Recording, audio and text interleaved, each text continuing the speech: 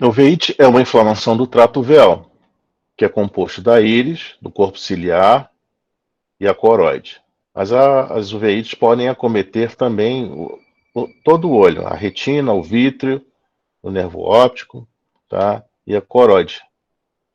A classificação das uveites, eu tenho a uveite anterior, a uveite intermediária, sendo que a anterior eu tenho um acometimento da íris, um irite, a iridociclite e a ciclite anterior.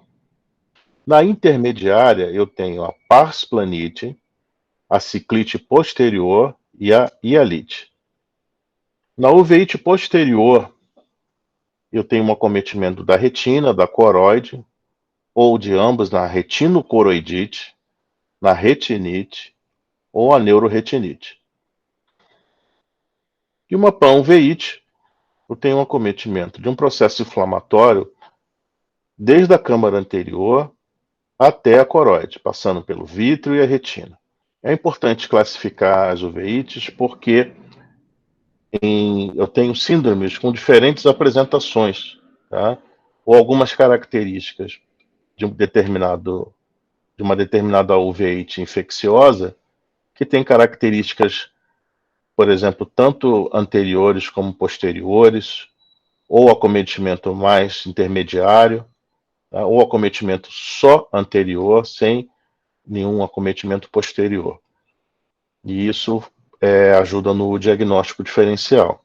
Quanto ao seu início, duração e curso, eu posso ter um início súbito, insidioso, né, de um dia para o outro, um início de sintomas de dor, né, de forma mais insidiosa, né, aumentando ao longo do dia. Duração limitada, posso ter uma duração de igual a 3 meses, mesmo com tratamento. O curso pode ser agudo, recorrente e crônico. Então eu posso ter uma resolução de um curso inicialmente agudo, com duração limitada, e depois ter uma recorrência ou uma recidiva com intervalo maior ou igual a uma uveíte nativa sem tratamento. A crônica costuma ser uma uveíte persistente, com recidiva em menos de 3 meses, mesmo depois da conclusão do tratamento. Eu tenho etiologias das mais diversas, as principais são a infecciosa, a não infecciosa, a mascarada, podendo estar associada a neoplasias ou não, e é uma condição que simula uma uveíte. Doenças inflamatórias como tumores e alterações circulatórias também, como origem etiológica das uveites. Então aqui eu tenho um grupo de uveites, que são uveites primárias, não infecciosas, tá? Então aí eu não tenho um agente etiológico. Nós não vamos entrar em detalhes de cada uma dessas, avança um pouquinho mais nas nossas pretensões atuais, que é apenas uma introdução ao tema, tá? Mas eu tenho que citar, que é a coriorretinopatia de Birdshot, a coroidite serpiginosa, a coroidite multifocal com panveíte, as esclerites posteriores, a oftalmia simpática, síndrome dos pontos brancos, uma uveíte intermediária idiopática, você vê aí que ele caracteriza o local de acometimento, e uma vasculite retiniana idiopática, você tem uma doença inflamatória vascular afetando a retina de origem desconhecida. Tá? Então, para iniciar o estudo das uveites, é interessante você ter essa classificação. Primárias não infecciosas, uveites infecciosas, para você chegar ao diagnóstico diferencial. Eu tenho também uveites associadas a doenças sistêmicas, como a artrite psoriática, a doença de Behçet, doença inflamatória intestinal, esclerose múltipla, a granulomatose de Wegener, o lúpus eritematoso sistêmico, a poliarterite nodosa, a policondrite recorrente, a sarcoidose, a síndrome de Sjögren e a síndrome de Vodkoyanad-Arada. Então, eu tenho doenças sistêmicas associadas a um processo inflamatório ocular. Então, aqui tem essa lista de doenças. Nós vamos ter aqui a principal causa de uveíte no nosso meio, que é a toxoplasmose. A partir dela, a gente vai falar um pouco do diagnóstico diferencial. Eu deixei para vocês um artigo de revisão das uveites, tá? Lá na nossa sala, para vocês baixarem, quem quiser avançar um pouquinho no tema. Mas, basicamente, essa aula é de uma introdução. Então, é importante para vocês lerem depois o artigo, vocês terem alguns conceitos iniciais agora, como, por exemplo, vocês vão ouvir falar o tempo todo das uveites granulomatosas ou não granulomatosas, né? Que é uma classificação de Alan Woods, de 1933, e ela é baseada na presença de precipitados ceráticos, de alguns tipos de precipitados ceráticos. Nós já vamos ver o que é isso. A uveíte anterior granulomatosa é a irite mais comum, é a mais comum forma de inflamação ocular, na apresentação com olho vermelho, doloroso, agudo, ou curso crônico, subclínico com achado de rotina. Então você tem ali um paciente que inicialmente vai se queixar de olho vermelho doloroso, uma inflamação da íris do corpo ciliar, chamada de iridociclite, e parte de uma doença sistêmica ou algumas síndromes. Isso caracterizando as uveites anteriores, quer dizer, um acometimento anterior, íris, né, câmara anterior, mostrando algumas alterações que nós vamos ver a seguir. E o seu diagnóstico não indica necessariamente um processo granulomatoso em curso, tá? Mas apenas enquadrando-se nessa classificação. Agora aqui as principais causas de uveites agudas, as uveites anteriores idiopáticas, a síndrome de Vodkoyanad-Arada, a síndrome dos pontos brancos, a necrose retiniana aguda, a infecção bacteriana, infecções bacterianas pós-cirúrgicas e o trauma ocular. Já como uveites crônicas, eu tenho artrite reumatoide juvenil e toda essa lista de uveites, né? Como a tuberculose, levando a uveite crônica, a sarcoidose, também muito comum, o linfoma, causando linfoma intraocular, causando uma uveite crônica. Diferenças raciais podem existir dependendo da causa coexistente. Então, por exemplo, a sarcoidose ela pode ser mais comum em negros, e a doença de Arada em asiáticos, descendentes de índios. Não há uma predileção por sexo, e a idade também não. Todas as idades podem ser afetadas igualmente. A exata fisiopatologia é desconhecida, né? Basicamente, eu tenho uma resposta autoimune ou uma resposta imune do hospedeiro contra um processo infeccioso sistêmico. Os precipitados ceráticos serão observados na câmara anterior através de lâmpada de fenda. Então pode ser um pouco difícil para o clínico geral detectar a presença desse achado, né? Que são aglomerados celulares que se precipitam no endotélio corneano. E são de dois tipos, o tipo grande, ou mutton fat, que são chamados granulomatosos, e os pequenos, que são não granulomatosos.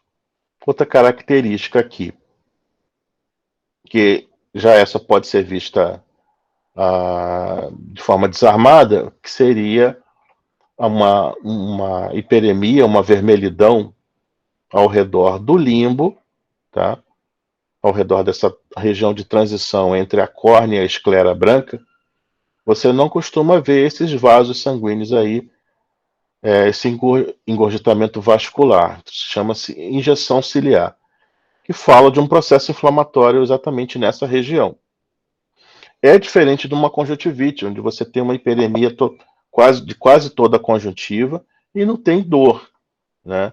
A conjuntivite você tem mais um desconforto, mas não tem a dor comumente encontrada nas uveites anteriores. Esses precipitados, eles podem, né, dependendo da resposta inflamatória, formar pus, né? E com isso ter essa precipitação na câmara anterior, que é chamado de hipópio. Vocês viram numa aula de trauma o ifema, né? Que é sangue, e você também pode ter esse tipo de célula formando esse nível. Também na observação da lâmpada de fenda, não dá para você ver, às vezes até com bastante atenção você pode encontrar. A pessoa, se tem um observador experiente, pode encontrar os nódulos de Kopp, que são esses nódulos na superfície da íris, e os nódulos de Busaka, ali apontado nas setas brancas ali. Então, nas uveites granulomatosas, com precipitados e nódulos de íris, aqui, ó, você vê que os precipitados são um pouco maiores, tá? A reação inflamatória é importante. Eles se precipitam também nessa região mais inferior, ali da câmara anterior. O flare é como se estivesse, por exemplo, numa estrada, e numa estrada com bastante poeira, e vem um carro com farol e joga o farol, você vê essa densidade da luz refletida nas partículas em suspensão na estrada, no caso da poeira. Quando você usa a lâmpada de fenda ou uma lanterna, ou um facho luminoso, que é melhor projetado na lâmpada de fenda, você vai ter essa imagem aí de densidade luminosa batendo ali nas partículas em suspensão na câmara anterior. Isso fala, né, a favor de processo inflamatório. Você então tem aí um olho vermelho que vai ter algumas características de outro tipo de olho vermelho encontrado nas conjuntivites virais, nas conjuntivites alérgicas, onde você tem ali, como quase sempre, né, um olho vermelho, nas conjuntivites químicas, por exemplo, mas você, além disso, você vai ter comprometimento da câmara anterior, ou até mesmo comprometimento posterior, dependendo da resposta inflamatória que você vai ter nesse processo. Uma outra característica das uveites, né, são as sinéquias da câmara anterior. Em processos prolongados, onde você tem muita fibrina ali resultante dos processos inflamatórios, você pode ter uma aderência entre a íris e o endotélio corneano, como você vê ali na primeira imagem, ou uma aderência entre a íris e a porção anterior do cristalino, né, a cápsula anterior do cristalino. Como aqui, ó. Você tem ali uma aderência posterior, parte da íris aderida ali no cristalino. Existe uma conduta, logo no início das uveites, que pode evitar essa aderência entre a pupila e a cápsula anterior do cristalino. Então, o objetivo nosso, às vezes, não é decorar um montão de lista de doenças que são muito grandes, mas pensar na fisiologia do olho e como o olho reage, né, por exemplo, no caso dessa aula, reage aos processos inflamatórios. Então, o que são os PKs? Os PKs são conglomerados de células inflamatórias envolvidas no processo. Então, você tem esse tipo aí, que é o gorduroso. Eles chamam de mutton fat, que parece gotas de cera ou gordura de carneiro.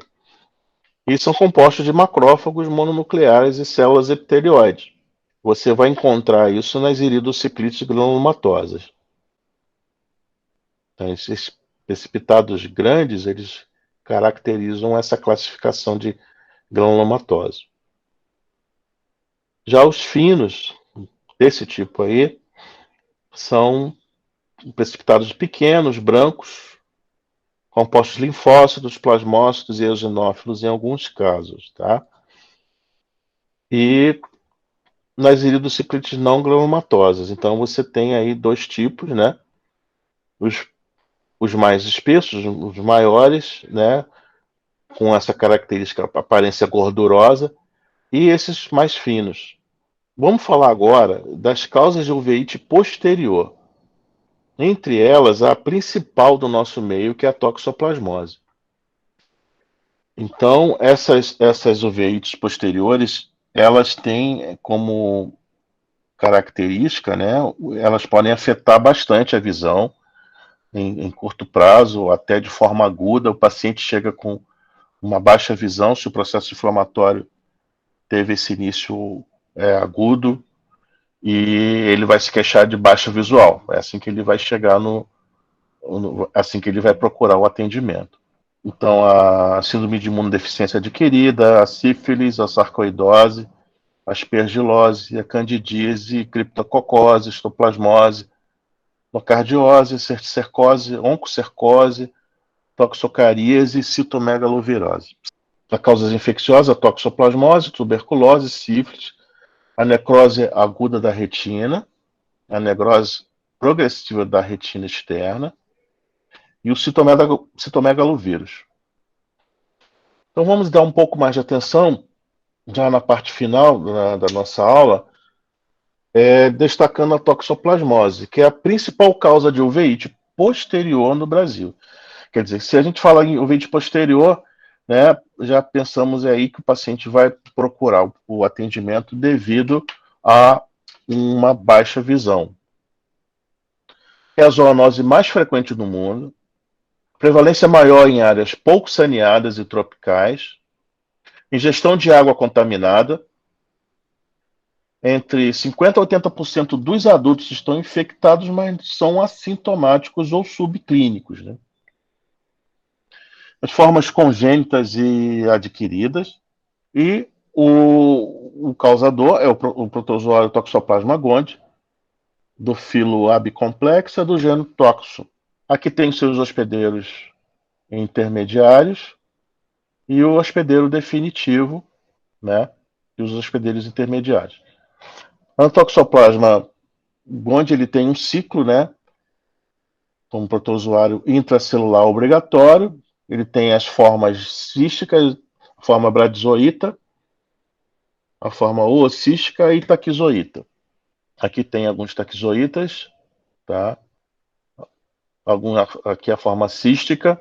Então, as taquizoítas são formas de reprodução rápida, observadas principalmente na fase aguda da infecção em diversos tecidos dos hospedeiros intermediários. As bradizoítas são formas de reprodução lenta, encontrada em cistos intracelulares, principalmente na fase crônica da infecção no hospedeiro intermediário. E os esporozoítas são encontrados no interior de cistos esporulados. São produtos da multiplicação sexuada que ocorre no intestino delgado do hospedeiro definitivo. Então, você tem ali o gato, né, como hospedeiro do Toxoplasma gondii. O intestino com células epiteliais, ocorre a reprodução sexuada, a formação de gametas, microgametas e macrogametas até o zigoto, e formando ali o oocisto na parede cística, né? Vai com a eliminação das fezes, né? Eliminação das fezes, o oocisto, o solo.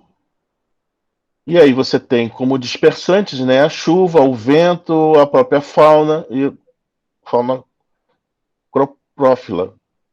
Então aí, continuando no ciclo do Toxoplasma gondii, você tem ali o hospedeiro definitivo, os oocistos não esporulados nas fezes, aí tem ainda a forma de oocisto esporulado, a dispersão dele, né, nos hospedeiros intermediários, com a ingestão do oocistos presentes em alimento, água, solo contaminado, e a contaminação de alimentos chegando até o homem, com sua forma taquizoíta, transmitido para o feto, né? Então você tem cistos ingeridos na carne infectada, por exemplo, e os taquizoítas eliminando na infecção do feto. Na toxoplasmose ocular, eu tenho uma lesão de retina e coroide, né, do tipo 1, que se caracteriza por limites bem marcados, com um halo de hiperpigmentação, e uma área de atrofia central. Então você vê ali uma área de atrofia central mais esbranquiçada no polo posterior do olho, afetando a região macular, quer dizer, você entende que há um grande comprometimento da visão nessa lesão, embora você tenha fotorreceptores e células ganglionares, né, você tem uma retina em condições visuais na periferia da lesão, mas essa periferia você vai ter uma visão muito baixa. A área de maior concentração de cones foi afetada, que seria o polo posterior ali. Então essa é a lesão bem característica, dá para ver com oftalmoscopia direta, né? Com seu oftalmoscópio clínico você consegue ver essa lesão, que é uma lesão bem característica. Então, repetindo, ela tem limites bem marcados, um halo de pigmentação ali nos limites, pode ver que é uma região mais escurecida, e uma área de atrofia central. Vamos comparar essa lesão com essa daqui. Ó. Isso aqui é uma lesão já resolvida. Tá? Isso aqui é um paciente que já teve toxoplasmose ocular no polo posterior e já cicatrizou. E a cicatriz se dá dessa forma.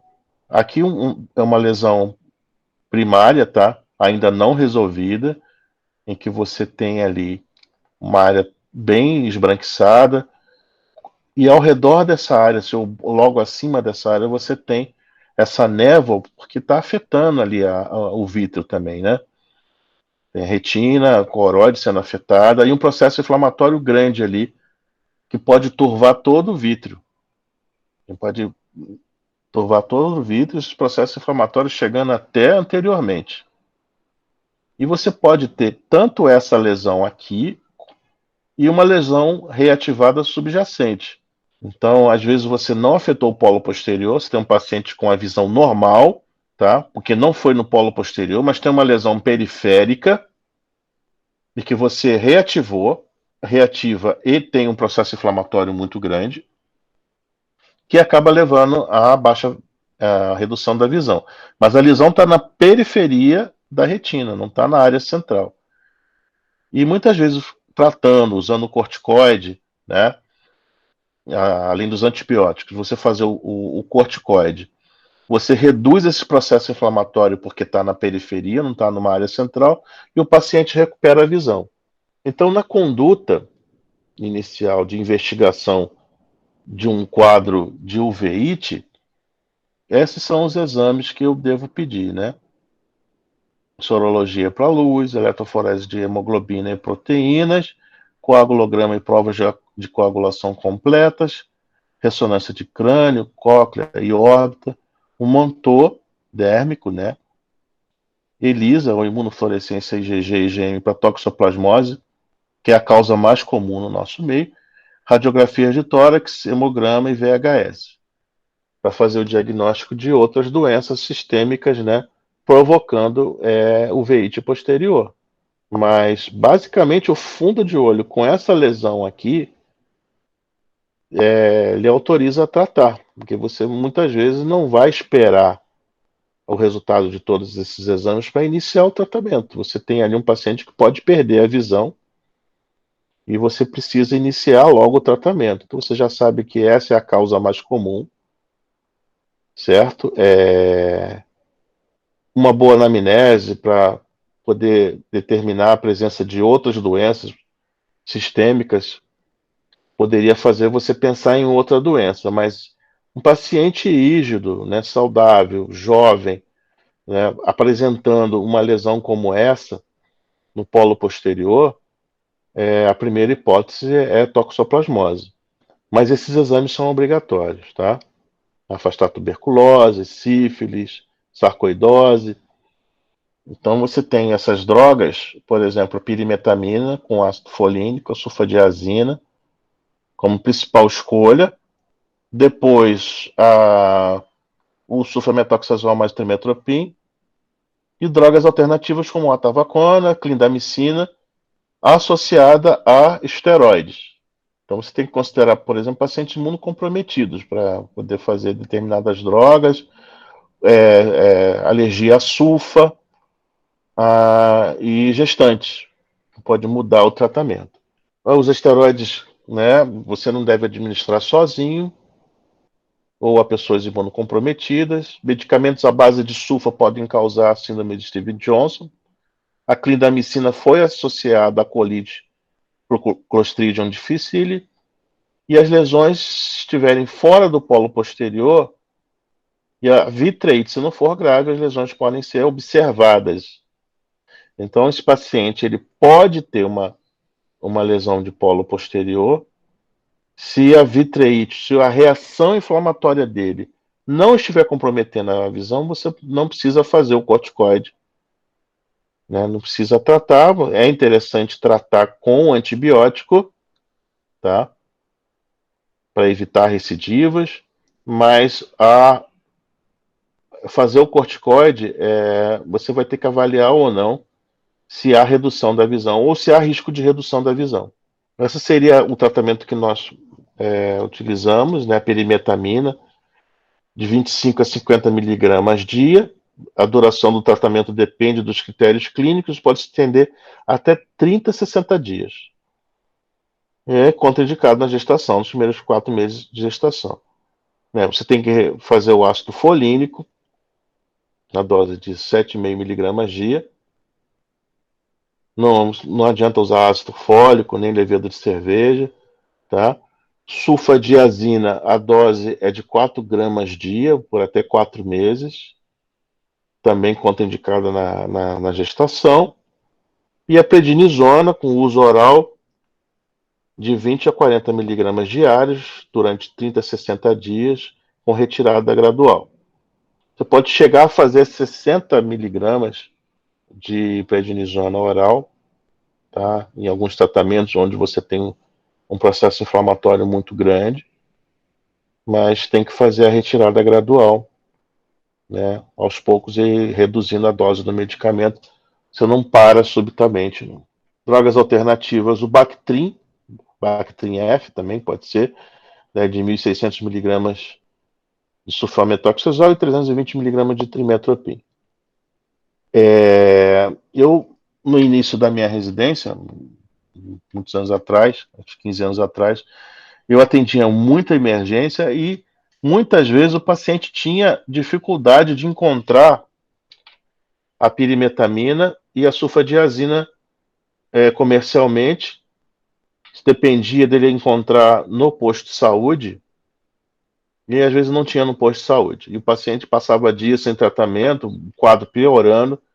E a alternativa seria o Bactrim F, que você faz 2 vezes ao dia e apesar de não ter evidência científica, você tinha uma resposta imediata. O paciente às vezes saía de 20/200 de visão, 20/80 de visão, voltava já na semana seguinte com uma visão muito boa, feliz da vida, entendeu? Usando o Bactrim F. Apesar de toda a controvérsia, você tinha aí esse exemplo de droga que você via o efeito clínico da droga, embora você não tivesse ali uma comprovação científica da sua eficácia. O espiramicina também, 2 gramas diários, usado na gestação. Né, pode ser usado na gestação. Clindamicina, também é uma droga alternativa, que é o Dalacin C. Cuidado com a colite pseudomembranosa, que pode ser um efeito colateral. Azitromicina, tavacone e tetraciclina também são drogas alternativas.